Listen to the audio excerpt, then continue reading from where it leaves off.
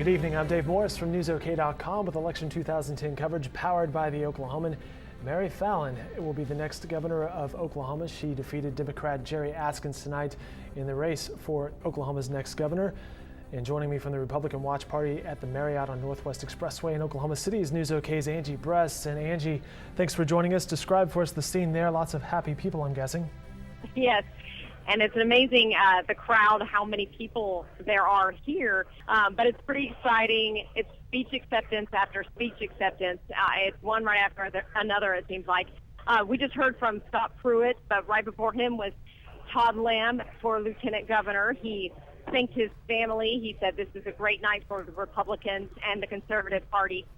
He said, and for the conservative cause, really. And he said also for Oklahoma, he says he looks forward to working with the Republican team. He hopes to beat Texas in things other than football.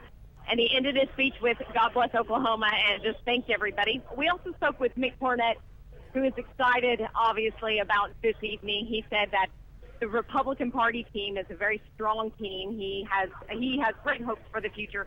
He says he's glad to work with Governor Fallin, and he said one reason is because she actually defeated him once before, and he has great respect for her because of that. Tom Cole also spoke. He said that this win is just historic proportions for the Republican Party, and obviously he won back in the primaries, but he still got up and spoke tonight. So yeah, a lot of happy people here, and just a big win for Republicans in Oklahoma this evening. And that was NewsOK's Angie Bress from the Republican Watch Party over at the Marriott in Northwest Oklahoma City. Part of the videos that we'll provide for you tomorrow is the acceptance speech as well as the concession speeches from the various candidates tonight. And Angie and Kyle Roberts will be filing a package on Watch Party night in Oklahoma, so be sure to look forward to that. Now, earlier tonight, as the Republicans are winning across the board, Mary Fallin reported we'll have a Republican House and Senate to work with next year, and the Oklahoman's Ed Kelly spoke about what's ahead for Mary Fallin in office. It means that we have a Republican governor who, for the first time in Oklahoma history, will have Republican majorities in both the state House and the state Senate. We haven't had many Republican governors. The first one was elected in 1962 with the late Henry Bellman. Mary Fallin, obviously the first woman and the first female Republican governor in Oklahoma.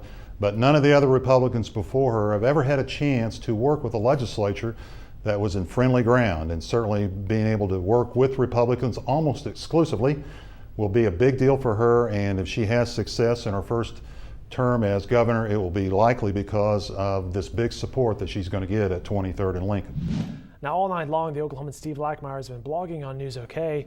And in fact, he reports the state election board is indicating Oklahoma voter turnout today very high, over 50%. So here's a recap of the races. Mary Fallin will be the new Oklahoma governor. She defeated Democrat Jerry Askins. Todd Lamb will be the next lieutenant governor, and that's the seat vacated by Jerry Askins. In the 5th district, won by James Lankford. Dan Boren keeps his position in the U.S. House. And in the Senate race, Tom Coburn keeps his Senate seat. For the Attorney General's race, it's Scott Pruitt with the win.